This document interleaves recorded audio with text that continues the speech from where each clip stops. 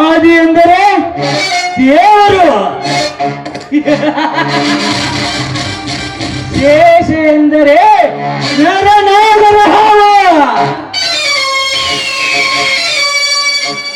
ಈ ಊರಿನಲ್ಲಿ ಈ ದೇವರ ಹಾವನ್ನು ಯಾರಾದರೂ ಎದುರು ಹಾಕಿಕೊಂಡಿದೆ ಆದರೆ ಈ ಎಡೆ ಎತ್ತಿದ ಗಜ ಸರ್ಪದ ಕೈಯಿಂದ ತಪ್ಪಿಸಿಕೊಂಡು ಹೋಗಿ ಆ ಕುಕ್ಕೆ ಸುಬ್ರಹ್ಮಣ್ಯನ ಎದುರಿಗೆ ಅಡ್ಡ ಬಿದ್ದು ಬೇಡಿಕೊಂಡರೂ ಕೂಡ ಕ್ಷಣ ಮಾತ್ರದಲ್ಲಿ ರಕ್ತ ಕಾರಿ ಸಾಯಬೇಕು ಈ ಊರಿನಲ್ಲಿರುವ ಈ ಮೂರ್ಖ ಜನಗಳ.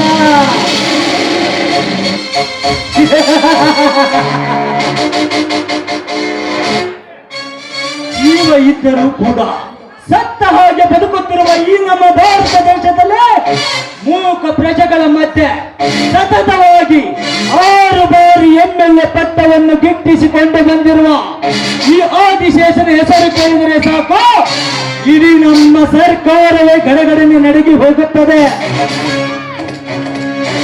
ಅಂತವರಲ್ಲಿ ಆಸ್ಪತ್ರೆಯನ್ನು ಕಟ್ಟಿಸಲು ಜಾಗ ಕೊಡುವುದಿಲ್ಲವೆಂದು ಸಲೀಸಾಗಿ ಹೇಳಿ ಕಳಿಸಿದ್ದಾನಲ್ಲ ಆ ಬಡ ಭಿಕಾರಿನ ಮಗ ಶಿವ.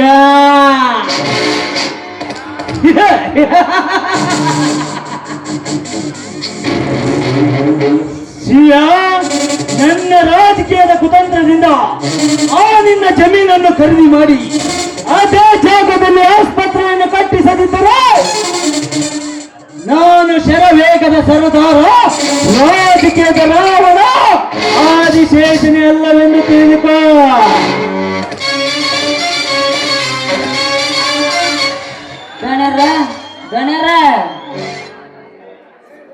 ಯಾಕೆ ಗುಟ್ಟಪ್ಪ, ಏನಾಯ್ತು ನಿನಗೆ?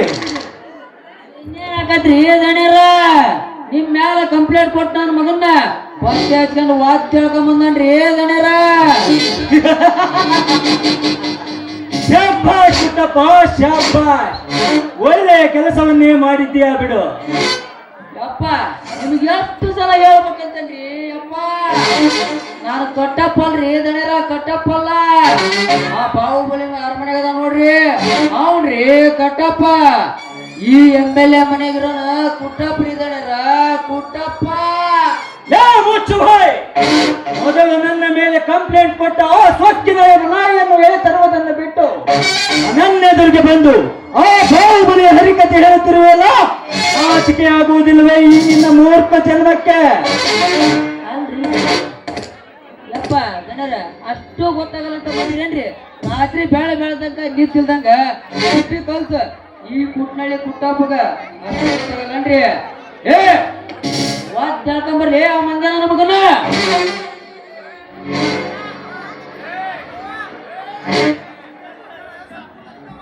ನಮಸ್ಕಾರ ಸೌಕರ್ಯ, ನಮಸ್ಕಾರ. ಬೆಂಕಿ ಹಚ್ಚಲ ನಿಮ್ಮ ಹಾರ ನಮಸ್ಕಾರಕ್ಕೆ.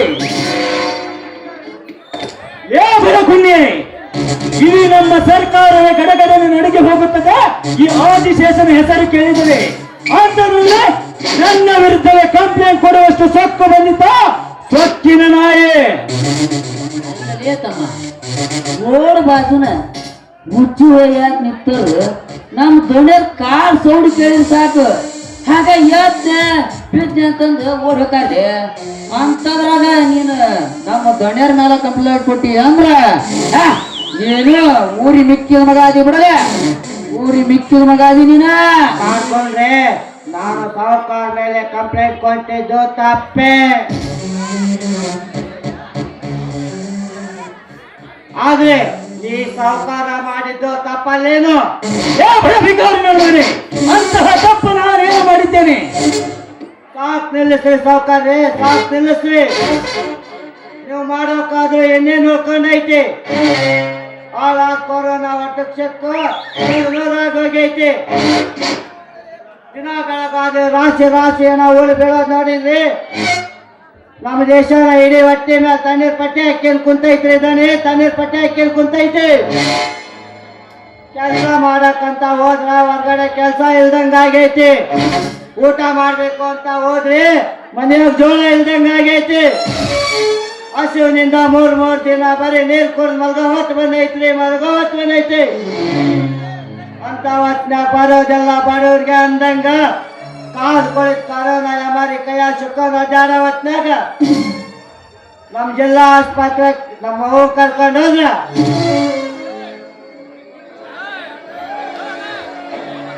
ನಮ್ಮ ಅವ್ವನ ಜೀವ ಉಳಿಸ್ಕೊಡ್ರಿ ಅಂತ ಕೇಳಿದ್ರ ಬೆಡ್ ಇಲ್ಲ ಅಂತ ಹೇಳಿ ಹೊರಗಾಕೇನಿ. ಇಂದು ಬಂದ ಶ್ರೀಮಂತರಿಗೆ ಬೆಡ್ ಕೊಟ್ಟು ರೊಕ್ಕ ಮಾಡಿದ್ರಿ ರೊಕ್ಕ. ಅಲ್ಲಲೇ ತಮ್ಮ ಎಂತ ಮಾತು ಮಾತಾಡಿದ್ರಿ, ಎಂತ ಮಾತು ಮಾತಾಡಿದಿ. ಅಲ್ಲಲೇ ನೀ ಮಾತಾಡಿದ ಮಾತು ಕೇಳಿದ್ರ ನನ್ನ ಹೊಟ್ಟೆ ನಂಗ ಸಾಂಟ್ ಬಿದ್ದ ಕರುಳು ಕಿವುಚಿದಂಗ ಆಗತದ್ರಿ ತಮ್ಮ. ಗುಡ್ಡಪ್ಪ ಸ್ವಲ್ಪ ಬಾಯಿ ಮುಚ್ಚು. ಈ ಕೊರೋನಾ ಹೊಡೆತಕ್ಕೆ ಸಾವಿರಾರು ಜನರು ತಮ್ಮ ಪ್ರಾಣವನ್ನೇ ಕಳೆದುಕೊಂಡಿದ್ದಾರೆ. ಹಾಗಂತ ನಾವು ಕೂಡ ಅವರ ಜೊತೆ ಕಣ್ಣೀರು ಹಾಕಲಕ್ಕೆ ಬರುತ್ತಾ? ನೋಡು, ಈಗ ಒಳ್ಳೆಯ ಮಾತಿನಿಂದ ಕೊಟ್ಟಿರುವ ಕಂಪ್ಲೇಂಟ್ ಅನ್ನು ವಾಪಸ್ ತೆಗೆದುಕೊಂಡರೆ ಸರಿ.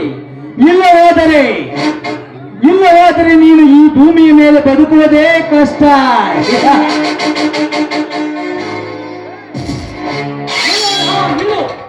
ಈ ತಿರುಗನನ್ನು ಒಂದೇ ಏಟಿಗೆ ಮುಗಿಸಿದರೆ ನನ್ನ ಮನಸ್ಸಿಗೆ ನೆಮ್ಮದಿ ಸಿಗುತ್ತದೆ ಎಂದು ತಿಳಿದಿದೆಯಾ? ಅದೆಂದಿಗೂ ಸಾಧ್ಯವಿಲ್ಲ. ಯಾಕೆಂದರೆ ನಮ್ಮ ಮೇಲೆ ಕಂಪ್ಲೇಂಟ್ ಕೊಡಲು ಕಾರಣ ನಾವು ಆಸ್ಪತ್ರೆಯನ್ನು ಕಟ್ಟಲಿಕ್ಕೆ ಜಮೀನನ್ನು ಕೊಡಲು ಸತಾಯಿಸಿದನಲ್ಲ ಆ ಬಡ ಭಿಕಾರಿ ನನ್ನ ಮಗ ಶಿವ್ಯಾನ ತಮ್ಮ ವಿಷ್ಣು. ಅಂದರೆ ಆ ಶಿವಣ್ಣನ ತಮ್ಮ ವಿಷ್ಣುನ ಯಾರವನು, ಎಲ್ಲಿದ್ದಾನೆ? ದೇವರಲ್ಲಿ ಅವನದು ಎಂದಿನ ಜಾತಕ, ರಾಜರಲ್ಲಿ ವಿಷ್ಣುವರ್ಧನನ ಜಾತಕ, ಮನುಷ್ಯರಲ್ಲಿ ಬೆಲ್ಗೇಶ್ ಜಾತಕ. ಒಟ್ಟಿನಲ್ಲಿ ಅವನು ಹಾಳಾಗಿರುವುದಿಲ್ಲ, ಇಡೀ ರಾಜ್ಯವನ್ನೇ ಆಳುತ್ತಾನೆ. ಆ ಸರಗ ಇಷ್ಟು ನಿಯತ್ತಿನ ನಾಯಿಯನ್ನು ಜೀವಂತವಾಗಿ ಬಿಟ್ಟರೆ ಇದು ಮುಂದೊಂದು ದಿನ ನಮಗೆ ಎಡವಟ್ಟು. ಮುಗಿಸಿಬಿಡು ಈ ನಾಯಿಯನ್ನ. ಅಣ್ಣ, ನಮಗೆ ವೈರಿಯಾಗಿರುವ ಆ ವಿಷ್ಣುನನ್ನು ಹೊಗಳುವ ಈ ನಿಯತ್ತಿನ ನಾಯಿ ನಮ್ಮ ಕಣ್ಣು ಮುಂದೆ ಹೇಗೆ ಸಾಯುತ್ತದೆ ಎಂದು ಈಗ ನೋಡೋಣ.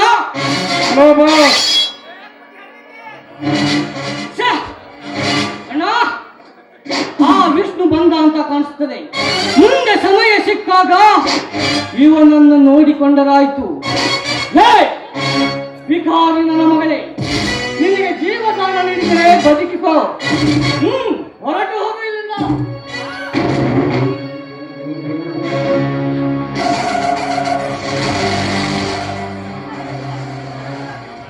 ಹನುಮ, ನೀನು ಮನೆಗೆ ಹೋಗು. ಅಣ್ಣ ಅಣ್ಣ ಹನುಮ, ಆಯ್ತಾ, ನಾ ಹೋಗಿ ಬರ್ತೇನೆ. ಕಾಕುಂದ್ರೆ, ನೀವು ಹೇಳಿದ ಹಾಗೆ ವಿಷ್ಣು ವಿಜಯರನ್ನು ಕರೆದುಕೊಂಡು ಬಂದಿದ್ದೇನೆ. ಅದೇನಂತ ನೀವೇ ವಿಚಾರಿಸಿಕೊಳ್ಳಿ. ನಮಸ್ಕಾರ ಮಾಡ್ತೀನಿ ಹಾಲಿ ಶಾಸಕರಿಗೆ. ಹಾ ಹಾ ಹಾ, ನಮಸ್ಕಾರ. ಬಾ ವಿಷ್ಣು, ನಾವು ಕೂಡ ನಿಮ್ಮಿಬ್ಬರ ದಾರಿಯನ್ನೇ ಕಾಯ್ತಾ ಇದ್ವಿ. ನಾನು ಕರೆದ ತಕ್ಷಣ ನೀವಿಬ್ಬರು ಅದಕ್ಕೆ ಬೆಲೆ ಕೊಟ್ಟು ಬಂದಿದ್ದೀರಲ್ಲ, ನನಗೆ ತುಂಬಾ ಸಂತೋಷವಾಗುತ್ತಿದೆ. ಹೇಳಿದನಿ, ನಮ್ಮನ್ನು ಇಲ್ಲಿಯ ತನಕ ಕರೆಸಿದ ಕಾರಣ? ನೋಡು ವಿಷ್ಣು, ನಾವು ಯಾರನ್ನು ಕೆಲಸವಿಲ್ಲದೆ ನಮ್ಮ ಮನೆ ತನಕ ಬರಲು ಹೇಳುವುದಿಲ್ಲ. ನಿಮ್ಮ ಹತ್ತಿರ ಮುಖ್ಯವಾದ ವಿಷಯದ ಬಗ್ಗೆ ಮಾತನಾಡುವುದಿತ್ತು, ಅದಕ್ಕೋಸ್ಕರ ನಿಮ್ಮಿಬ್ಬರನ್ನು ಬರಲು ಹೇಳುವುದಿಲ್ಲ. ಅದಕ್ಕೆ ತಾನೇ ನಾವು ಕೂಡ ಇಲ್ಲಿ ತನಕ ಬಂದಿದ್ದು. ಸರಗ, ನಿನಗೆ ಅದೆಷ್ಟು ಸಾರಿ ಹೇಳಿದ್ದೀನಿ, ನಾನು ಮಾತನಾಡುವಾಗ ಮಧ್ಯ ಪ್ರವೇಶಿಸಿ ಹೀಗೆ ಮಾತನಾಡಬೇಡ ಅಂತ ಅದೆಷ್ಟು ಸಾರಿ ಹೇಳಿದ್ದೇನೆ. ನೋಡು, ಇದು ಈಗ ನಾನು ಇದನ್ನು ಮಾತನಾಡುತ್ತೇನೆ, ಸುಮ್ಮನೆ ಇದ್ದು ಬಿಡು ನೀನು. ಹೇಳಿದನಿ ಅದೇನು ವಿಷಯ ಅಂತ? ಹಾ ವಿಷ್ಣು, ನನಗೆ ಸುತ್ತು ಬೆಳೆಸಿ ಅಭ್ಯಾಸವಿಲ್ಲ, ನೇರವಾಗಿ ವಿಷಯಕ್ಕೆ ಬರುತ್ತೇನೆ. ನಮ್ಮ ಸುತ್ತಮುತ್ತಲಿನ ಬಡ ಜನರಿಗಾಗಿ ಒಂದು ಹೈಟೆಕ್ ಆಸ್ಪತ್ರೆಯನ್ನು ನಿರ್ಮಾಣ ಮಾಡುತ್ತಿದ್ದೇನೆ. ಅದಕ್ಕೆ ನಮ್ಮ ಜಮೀನಿನಲ್ಲಿ ಜಾಗ ಸಾಲುತ್ತಿಲ್ಲ. ನಿಮ್ಮ ಜಮೀನಿನಲ್ಲಿ ಸ್ವಲ್ಪ ಜಾಗ ಕೊಟ್ಟರೆ ನಾವು ಆಸ್ಪತ್ರೆಯನ್ನು ಕಟ್ಟಿಸುವುದಕ್ಕೆ ಅನುಕೂಲಕರವಾಗುತ್ತದೆ. ಇದಕ್ಕೆ ಏನನ್ನು ತೀರಾ ನೀವು? ತಮ್ಮ, ಬರೀ ನೀವೇನು ಹಂಗ ಪುಕ್ಷಟೆ ಕೊಡ್ಬೇಡ್ರಪ್ಪ. ಕೊಡೋ ದುಡ್ಡು ತಗೊಂಡ್ ರಾಜ ಮೆರೆದಂಗ ಮೆರೀರಪ್ಪ. ಮೆರೆನ್ ಬಿಟ್ಟು ಅದ ಹರಕ ಮನೆ ಮುರು ಕಂಜಾಗ ಇತ್ತು. ವಿಡ್ಯಾಟ ನಿಮ್ಮ ಬುದ್ಧಿಗೆ ಏನ್ ಹೇಳ್ಬೇಕಂತೀನಿ? ಹೌದು ಕಾಕಂದ್ರೆ ಈ ನಿಮ್ಮ ಮಾತು 100% ಸತ್ಯ ಇದೆ. ನಾವು ಕೂಡ ಸುಮಾರು ವರ್ಷಗಳಿಂದ ಅದೇ ಭೂಮಿಯನ್ನು ನಂಬ್ಕೊಂಡು ಬಂದಿದ್ದೇವೆ. ಆದ್ರೆ ಏನು ಪ್ರಯೋಜನ? ಅದಕ್ಕೆ ನಾವು 3 ಜನ ಅಣ್ಣ ತಮ್ಮಂದಿರು ಮಾತನಾಡಿಕೊಂಡು ಒಂದು ತೀರ್ಮಾನಕ್ಕೆ ಬಂದಿದ್ದೇವೆ. ಹೌದು, ನಿಮಗೆ ನಮ್ಮ ಜಮೀನನ್ನು ಕೊಟ್ಟು ಅದೇ ಬಂದ ದುಡ್ಡಿನಿಂದ ಸುಮಾರು ಆಕಳುಗಳನ್ನು ತಂದು ಅವಕ್ಕೆ ಒಂದು ದೊಡ್ಡ ಫಾರ್ಮ್ ಅನ್ನು ಕಟ್ಟಿಸಿ ಹೈನುಗಾರಿಕೆ ಮಾಡಬೇಕೆಂದು ನಿರ್ಧಾರ ಮಾಡಿದ್ದೇವೆ. ಅದಕ್ಕೆ ನೀವು ದುಡ್ಡು ಕೊಡಲು ಒಪ್ಪಿಕೊಂಡರೆ ಮಾತ್ರ ನಾವು ನಮ್ಮ ಹೊಲವನ್ನು ಕೊಡಲಿಕ್ಕೆ ರೆಡಿಯಾಗೇ ಬಂದಿದ್ದೇವೆ.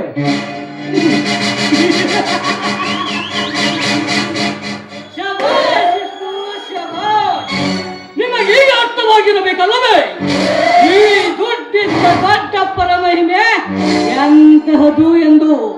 ಅದು ಎಂತಹ ಕ್ರಾಂತಿಕಾರಿಯಾದರೂ ಕೂಡ ಈ ದುಡ್ಡಿದ್ದ ದೊಡ್ಡಪ್ಪನ ಮುಂದೆ ತೆರೆಬಾಗಲೇಬೇಕು. ಒಟ್ಟಿನಲ್ಲಿ ನೀವು ನಿಮ್ಮ ಜಮೀನನ್ನು ಕೊಡಲು ಒಪ್ಪಿಕೊಂಡಿರಲ್ಲ, ನಮಗೆ ಅಷ್ಟೇ ಸಾಕು. ನೀವೇಕೆ ಇವರಿಗೆ ಈ ರೀತಿಯಾಗಿ ಮಾತನಾಡುತ್ತೀರಿ? ಅವರು ಕೂಡ ನಮ್ಮ ಹಾಗೆ ಸ್ವಲ್ಪ ದಿನವಾದರೂ ಶ್ರೀಮಂತಿಕೆಯನ್ನು ಅನುಭವಿಸಿ ಸಾಯಲಿ, ಆಗ ತಾನಾಗಿಯೇ ಸ್ವರ್ಗದ ಬಾಗಿಲು ತೆರೆದಿರುತ್ತದೆ.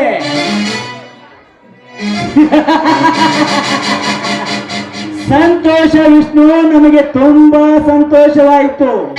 ನಾ ಕಟ್ಟಿಕೊಂಡಿರುವ ಕನಸು ಇಂದು ನನಸಾಗುವ ಕಾಲ ಹತ್ತಿರ ಬಂದಾಯಿತು.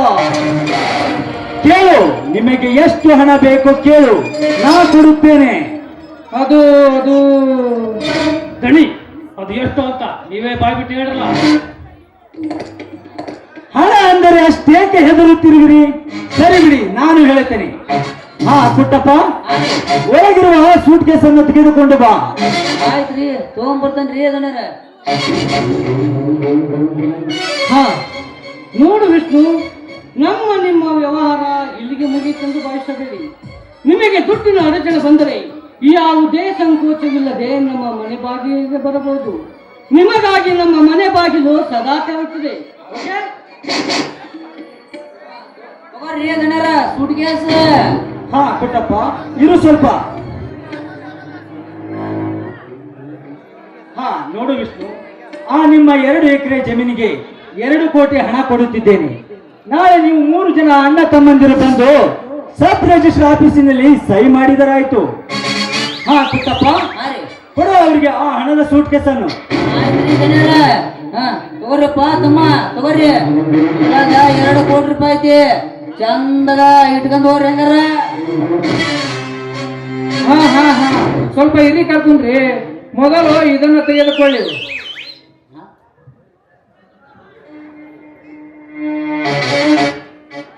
ಇದೇನೋ ತಮ್ಮ, ಇದು ಯಾವ್ದೋ ಬ್ಯಾಂಕ್ ಚೆಕ್ ಇದ್ದಂಗ ಐತಲ್ವ ತಮ್ಮ? ಇದು ಇದ್ದಂಗೈತಲ್ಲ ಕಾರ್ಕೊಂಡ್ರೆ, ಅದು ಬ್ಯಾಂಕ್ ಚೆಕ್.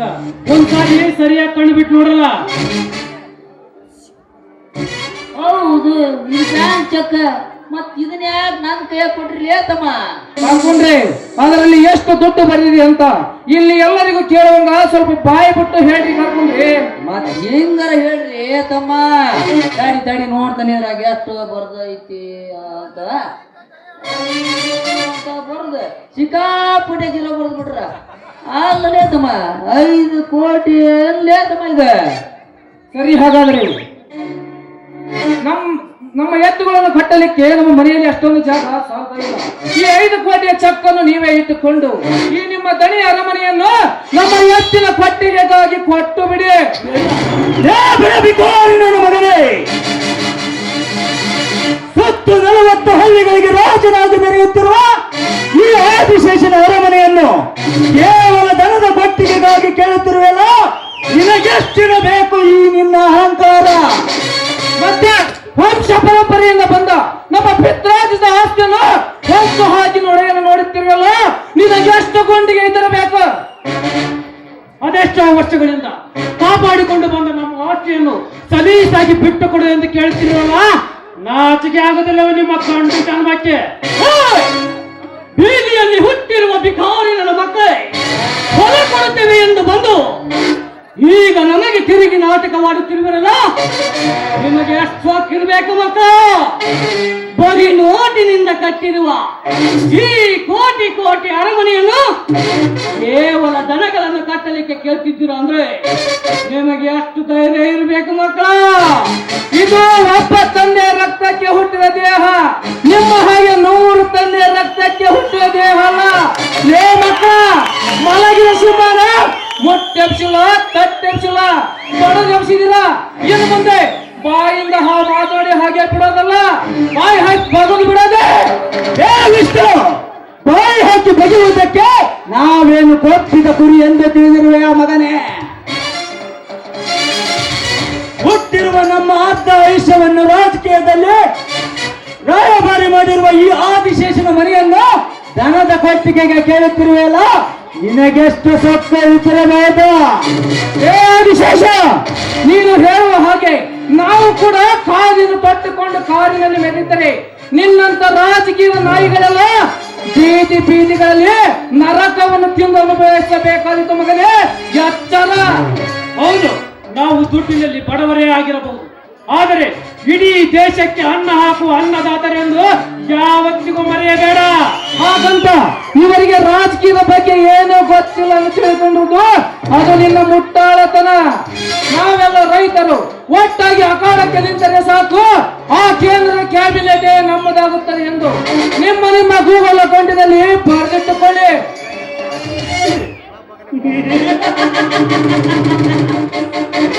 ವಿಷ್ಣು, ರಾಜಕೀಯ ಮಾಡುವುದೆಂದರೆ ಜನದ ಕೊಟ್ಟಿಗೆಯಲ್ಲಿ ಸಗಣಿ ಪಾಸುವಷ್ಟು ಸುಲಭವೆಂದು ತಿಳಿದಿದೆಯಾ? ಸುತ್ತಲ ಕಪಿಗಳ ಸೈನ್ಯವನ್ನು ಕಟ್ಟಿಕೊಂಡು ಆ ಶ್ರೀರಾಮ ರಾಜಕೀಯ ಮಾಡಿದನಲ್ಲ, ಅದು ರಾಜಕೀಯ ಅಲ್ಲ. ಅದೇ 10 ತಲೆಯ ರಾವಣನ ಹಾಗೆ ಅದೇ ರಾಮನ ಹೆಂಡತಿ ಸೀತೆಯನ್ನು ಕದ್ದೊಯ್ದು ತನ್ನ ಬಂಧನದಲ್ಲಿಟ್ಟುಕೊಂಡು ಮೆರೆದನಲ್ಲ, ಅದು ರಾಜಕೀಯ.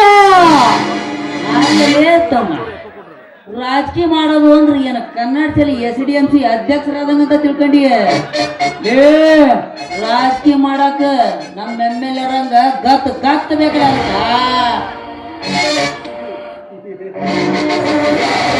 ವಿಷ್ಣು, ನಿಮ್ಮಂತ ಎಷ್ಟೋ ನರಿಗಳು ರಾಜಕೀಯ ಮಾಡುತ್ತೀರಿ ಅಂತ ಬಂದು ನಮ್ಮ ದಣಿ ಎದುರಿಗೆ ಮಣ್ಣು ಮುಕ್ಕಿ ಸತ್ತು ಹೋಗಿದ್ದಾರೆ. ಅಂತದ್ರಲ್ಲಿ ನಮ್ಮ ದಣಿ ಎದುರಿಗೆ ಬಂದು ರಾಜಕೀಯ ಮಾಡುತ್ತೀನಿ ಅಂತಿರಲ್ಲ, ಅಷ್ಟು ಧೈರ್ಯ ಅಂತಿರ್ಬೇಕು ಮಕ್ಕಳ ನಿಮಗೆ.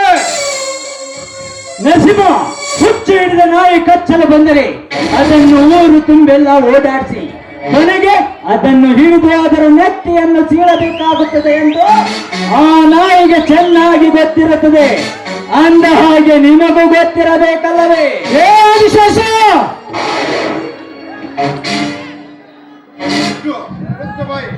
ಅವರ ಮನೆಗೆ ಬಂದು ಅವರ ಹೆಸರಿಡಿದ ಕರೆಯಷ್ಟು ದೊಡ್ಡವನಾಗಿಬಿಟ್ಟಿಯಾ? ಅಣ್ಣ, ಎಲ್ಲವನ್ನು ಸಹಿಸ್ಕೋಬಾರ್ದಣ್ಣ, ಕೆಲವೊಂದನ್ನು ಎದುರಿಸಬೇಕಾಗುತ್ತದೆ.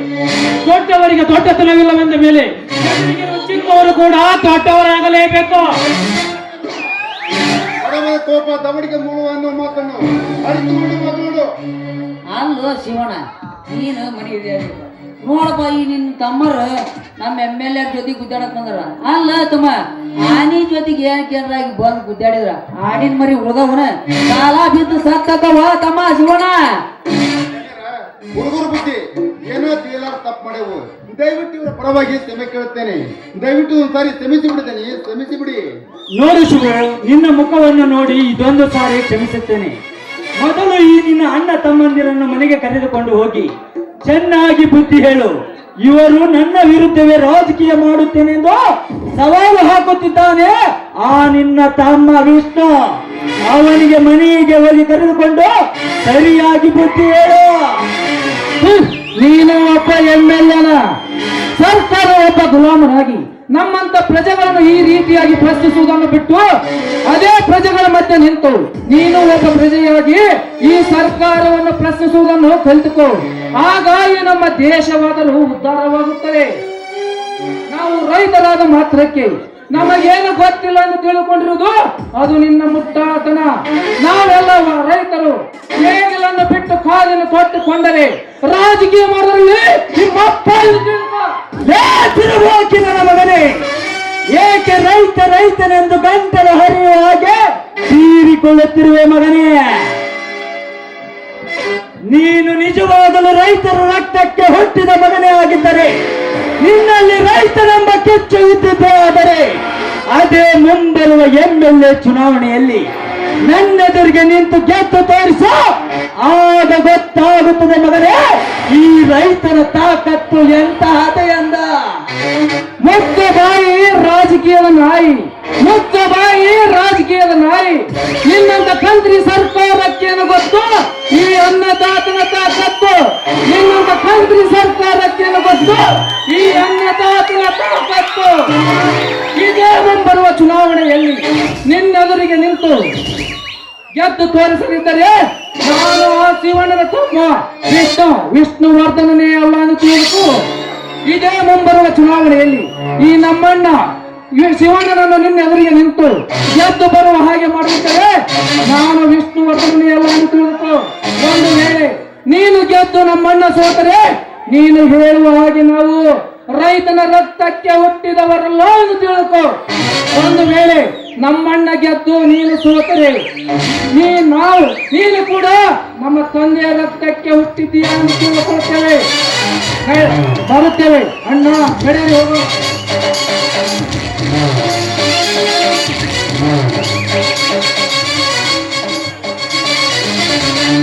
ಮಿಸ್ಟರ್ ಆದಿಶೇಷ, ಒಂದೊಂದು ದಿನ ಹೊಟ್ಟೆಗೆ ಹಿಟ್ಟಿನಲ್ಲಿದ್ದಾಗ ಗೊತ್ತಾಗುತ್ತದೆ ಈ ಅನ್ನದಾತನ ತಾಕತ್ತು ಎಂತಹದು ಎಂದು. ರಾಜಕೀಯದಲ್ಲಿ ನಾನೇ ರಾಜನೆಂದು ಅಹಂಕಾರದಿಂದ ಮೆರೆಯುವುದನ್ನು ಬಿಟ್ಟು ದೇಶಕ್ಕೆ ಅನ್ನ ಹಾಕುವ ರೈತರಿಗೆ ಮೊದಲು ಮರ್ಯಾದೆಯನ್ನು ಕೊಡುವುದನ್ನು ಕಲಿತುಕೋ. ಆಗ ನಿನಗೆ ನಿಷ್ಠಾವಂತ ರಾಜಕಾರಣಿ ಎಂದು ಅಭಿಮಾನದಿಂದ ತಲೆಬಾಗುತ್ತಾರೆ. ಇಲ್ಲವಾದರೆ ಇದೇ ರೈತ ಬೆಳೆದ ಅನ್ನನೇ ವಿಷವಾಗಿ ರಕ್ತಕಾರಿ ಸಾಹಿತ್ಯ ಮಗನೇ, ಎಚ್ಚರ, ಬರುತ್ತೇನೆ ಎಚ್ಚರ.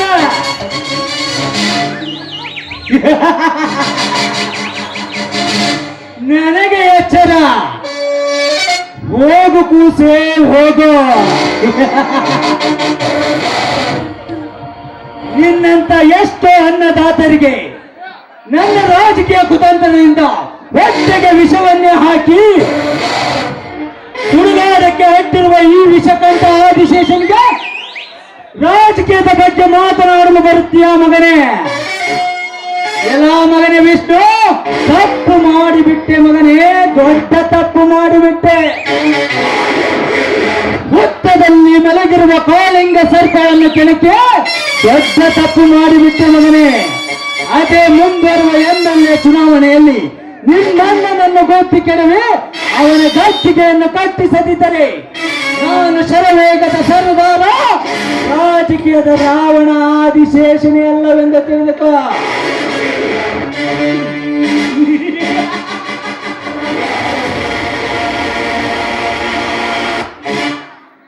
ಅಣ್ಣ, ನೀನೇಕೆ ಅವರ ಬಗ್ಗೆ ಅಷ್ಟೊಂದು ತಲೆ ಕೆಡಿಸಿಕೊಳ್ಳುತ್ತೀರಿ?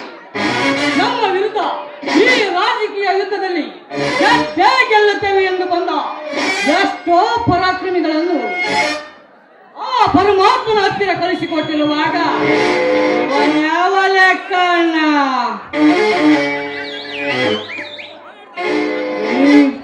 ಮುಂದೆ ಬರುವ ಚುನಾವಣೆಗಳಾಗಿ ಇವರಿಬ್ಬರ ತಲೆ ಕಡಿದು ಇವರಿಬ್ಬರ ಪಾದದಡಿ ಹಿಡಿದಿದ್ದರೆ ಸಿಂಹ ಉಗ್ರ ಸಿಂಹನೇ ಅಲ್ಲ.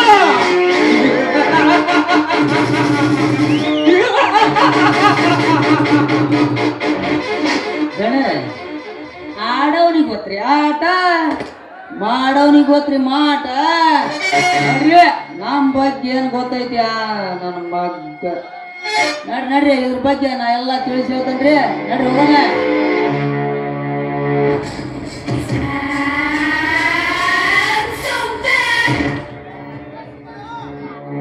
ಉಳ್ಗೊಂಡಾರ ನಾಗ ಮುಂದು ದೇಸಾಯರ ಗೋರ ಮುಂದು ಬಾಳ ಗೆಳೆತಾನ್ರಿ, ಅವ್ರದ್ದು ಬಾಳ ಗೆಳೆತಾನ್ರಿ.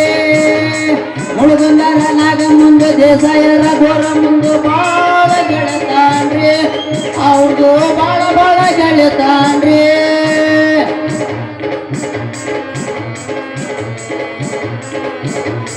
ಕುಂಬೂರಾರ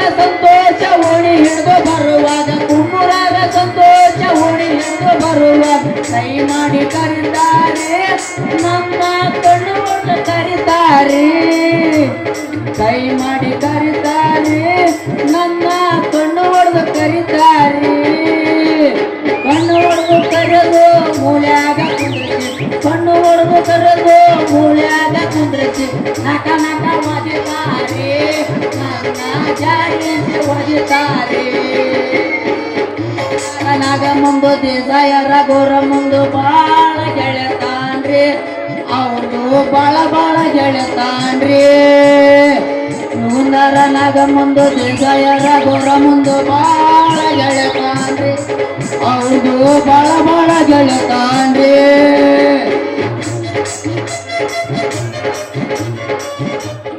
ಕುಮ್ಮೂರರ ಸಂತೋಷ ಓಣಿ ಹಿಡಿದು ಬರುವಾಗ ಕುಮ್ಮೂರರ ಸಂತೋಷ ಓಣಿ ಹಿಡಿದು ಬರುವಾಗ ಕೈ ಮಾಡಿ ಕರೀತಾರೆ ನನ್ನ ಕಣ್ಣೊಳಗೆ ಕರೀತಾರೆ ಕೈ ಮಾಡಿ ಕರೀತಾರೆ ನನ್ನ ಕಣ್ಣು ಹೊಡೆದು ಕರೀತಾರೆ ಕೈ ಮಾಡಿ ಕರೆದು ಮೂಲ್ಯಾಗ ಕುಂದ್ರಿಸಿ ಕೈ ಮಾಡಿ ಕರೆದು ಮೂಲ್ಯಾಗ ಕುಂದ್ರಿಸಿ ನಟ ನಟ ಒದಿತಾರೆ ನನ್ನ ಮೂಲ್ಯಾಗ ತುಂಬ್ತಾರೆ